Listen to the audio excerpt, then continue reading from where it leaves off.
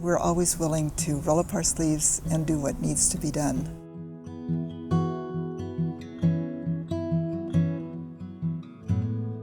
In the early years of the 20th century, education was an important community need. In 1903, the Sisters of St. Mary of Oregon opened a school. It would have several names over the years: St. Mary's Academy, St. Mary's Institute, St. Mary of the Valley, Valley Catholic. I came here as a freshman, and one of my reasons being I was interested in being a sister. There was a small enrollment when I was in school, maybe 50 students in the high school. The chores after school and weekends with the sisters was where I really got to know them. They'd laugh and talk and have a good time, and they were very humble, unassuming women. I really did not know their greatness at that time and what hardships they had gone through, because they didn't really talk about it. But they were indeed very courageous women. The sisters not only taught at the school in their mother house and on their land, they also taught and served at schools throughout the Pacific Northwest and beyond. I think whatever was presented as a need, the sisters responded. If there were people who needed care, if you think about the flu epidemic, we didn't have any nursing background at all. But at the time, you could respond and give from your heart and take care of fulfilling a need. Most of us in the past came from rural backgrounds, and so we have we can do it, we can build it, or we can plant it, and we can grow it, and we can take care of things like that.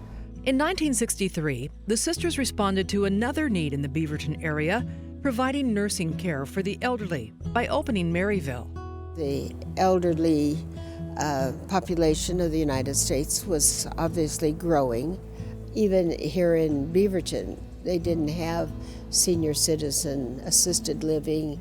There wasn't anybody in the community who had a background in providing nursing care to the elderly or otherwise.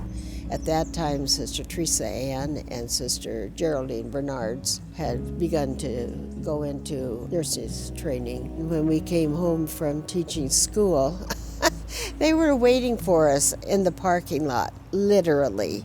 I was coming from St. John's, and you are supposed to be over at Maryville to help.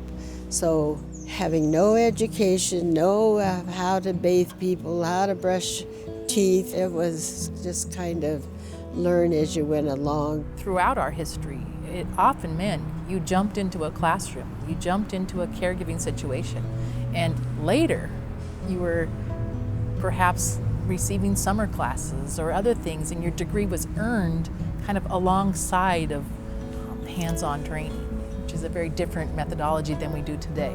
Since 1886, the Sisters of St. Mary of Oregon, Valley Catholic School, and Maryville have adapted their skills and services to meet the needs of the Beaverton community.